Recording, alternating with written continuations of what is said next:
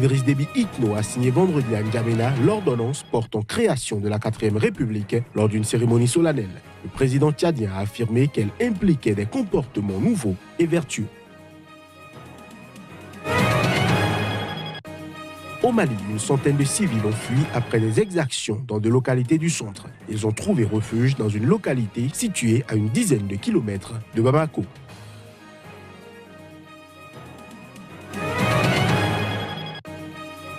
Au Nigeria, le Parlement a rejeté en masse la proposition de loi visant à instaurer un congé paternité pour les hommes mariés. Les parlementaires estiment que leur pays n'était pas prêt pour de telles réformes.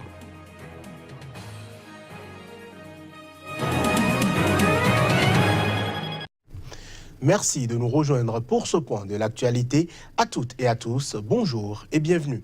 Avant le développement de ces titres, parlons élections. Le président du Zimbabwe, Emmerson Mnangagwa, a lancé la campagne de son parti, la ZANU-PF, pour les élections générales de juillet, les premières depuis la chute de Robert Mugabe. Il a promis à ses troupes une victoire sans bavure. Images et son. La victoire du parti révolutionnaire est certaine. Mnangagwa a hérité d'un pays englué dans une grave crise économique et financière. Candidat à sa propre succession, le chef de l'État promet depuis 6 mois à qui veut l'entendre de relancer l'activité économique, notamment par la relance des investissements étrangers et de lutter contre la corruption.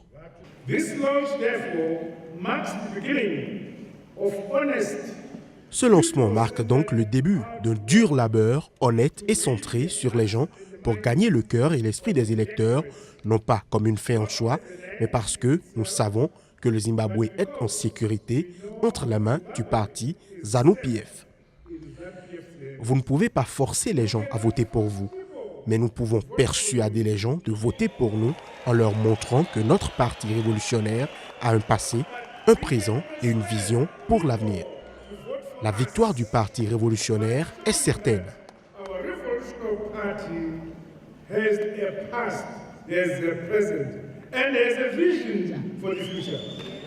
Nous sommes conscients de l'immense tâche à laquelle nous sommes confrontés et les attentes de notre parti comme de tout notre peuple, aussi bien ici qu'à l'étranger, a-t-il ajouté. Face à une opposition affaiblie par la mort récente de son chef historique Morgan Tsvangirai, Emmerson Mnangagwa et son parti, qui contrôle le pays depuis son indépendance en 1980, partent largement favoris des élections. Élection toujours, 5 millions de Tunisiens s'apprêtent à élire demain dimanche les conseillers municipaux du pays lors du premier scrutin local libre qui doit enraciner la démocratie en Tunisie, le seul pays rescapé du printemps arabe. Cette élection à un tour repoussée par 4 fois qui concerne 350 municipalités et met aux prises 57 000 candidats marque un premier pas tangible vers une véritable décentralisation. Reportage. C'est la première fois que se tiennent des élections municipales libres et concurrentielles en Tunisie. Les précédentes municipales s'étaient déroulées sous le régime d'un parti unique. 5 millions de Tunisiens sont convoqués aux urnes dimanche prochain pour élire les conseils municipaux du pays parmi 57 000 candidats déclarés dans 350 municipalités. Quelques 30 000 membres des forces de l'ordre ont été mobilisés alors que le pays demeure sous état d'urgence depuis des attentats djihadistes meurtriers en 2015. Cependant, les observateurs s'attendent à une forte abstention. Ces élections municipales ne se font pas dans un cadre idéal ni dans des conditions optimales. Mais il faut les faire parce que la décentralisation prend du temps et qu'il faut commencer à partir d'un moment. On a beaucoup traîné à cause de gestations administratives et politiques. On y est maintenant, l'accouchement s'est fait au forceps, mais allons-y, démarrons ce processus qui va prendre des décennies, qui ne va pas résoudre tous nos problèmes en un clin d'œil, mais qui, sur le long terme, va certainement améliorer les choses au niveau local. Le scrutin marque le premier pas tangible vers la décentralisation inscrite dans la constitution du pays.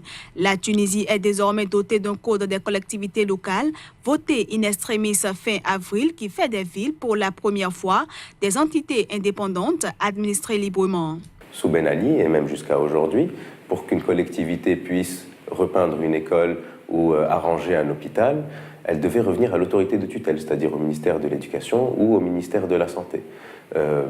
Tout ça va disparaître. Selon les observateurs, les deux poids lourds de la vie politique, Ennahda et Nida Tounes, le parti du président Béji Caïd et Sepsi, pourraient l'emporter dans une bonne partie des municipalités.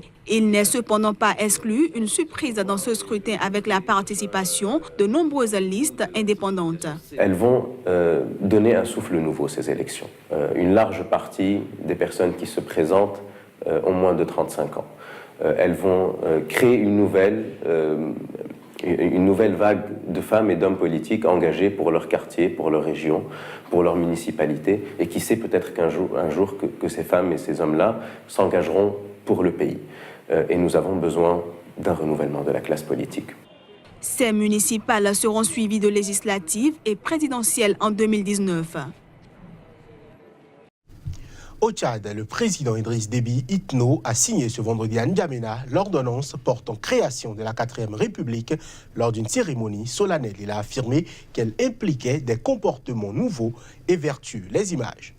L'entrée en vigueur effective de la nouvelle constitution consacre la refondation de notre nation qui se veut plus ambitieuse et plus forte, a affirmé le chef de l'État qui, avec ce texte et la 4e République qu'il instaure, voit ses pouvoirs renforcés. Critiquée par l'opposition, la nouvelle constitution qui entre dans sa phase matérielle est le parfait condensé des aspirations et attentes du peuple, a cependant affirmé Idriss Déby. En adoptant à une écrasante majorité la loi fondamentale de la 4e République, la représentation nationale a joué pleinement son rôle républicain, celui de porter la voix du peuple dont elle est l'émanation. L'aube nouvelle que les filles et les fils du Tchad appellent de tout leur vœu commence. La 4e République entame ses premières heures. L'entrée en vigueur effective de la nouvelle Constitution consacre la refondation de notre nation qui se veut plus ambitieuse et plus forte.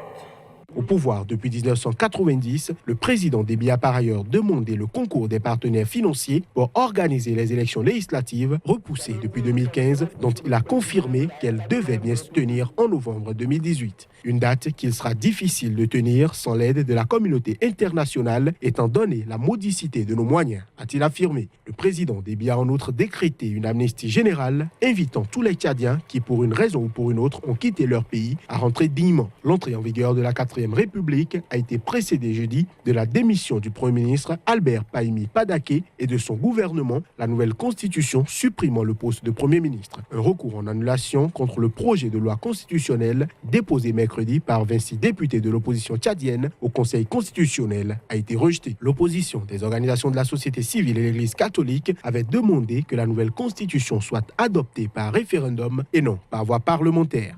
La plupart des députés de l'opposition ont boycotté le vote du test lundi à l'Assemblée. Au Bénin, le parti Restaurer l'Espoir a commémoré vendredi l'an 3 de la tentative d'enlèvement de son chef Candide Azanaï. Les manifestations sont placées sous le thème « Jeunesse et défis du développement, s'insurger contre le complot du désert de compétences ». Plus de précisions avec Candide Azanaï, président du parti Restaurer l'Espoir. On l'écoute. Nous n'allons jamais oublier. Cette réunion, ici, ce jour, est pour dire plus jamais ça. Pourquoi plus jamais ça? Parce qu'il y a une métamorphose des mêmes violences, des mêmes arbitraires qui se déroulent actuellement.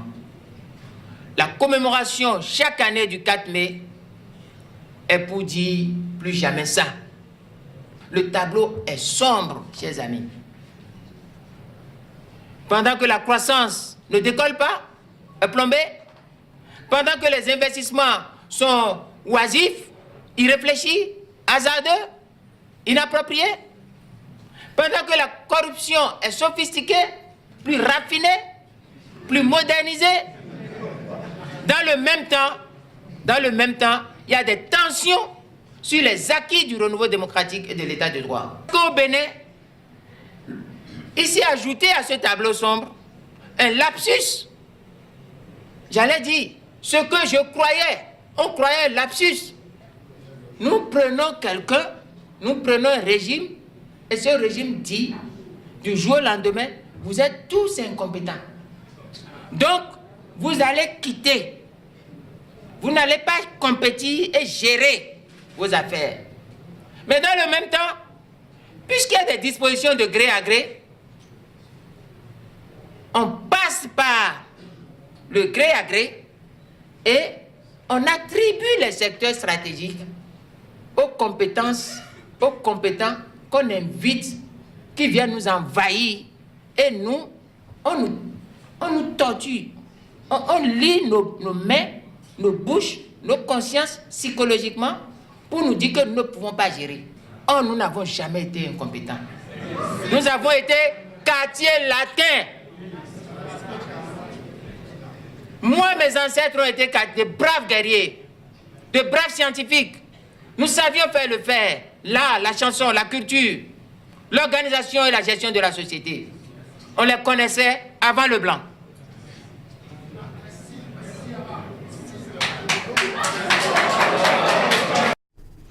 Je l'annonçais en titre, une centaine de civils ont fui après des exactions dans 2 localités du centre du Mali. Ils ont trouvé refuge depuis mercredi dans une localité située à une dizaine de kilomètres de Bamako, la capitale. Les images.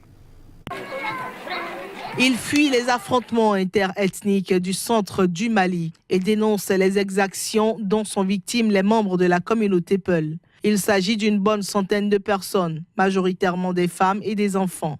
Leur refuge, un bâtiment inachevé de la banlieue de Bamako. Le malheur qu'on a eu, c'est à cause des Dozo qui sont venus. Ils portaient les tenues traditionnelles des chasseurs Dozo. Ils sont venus pour tuer des gens et mettre le feu. Le fils du chef de village a été tué et son premier garçon a été blessé et est soigné à l'hôpital de Bankas. Les balles l'ont atteint au cou. Mon frère jumeau a été tué aussi. Un vieux de 70 ans a été tué. Parce qu'ils ont été chassés de chez eux. Je les ai accueillis.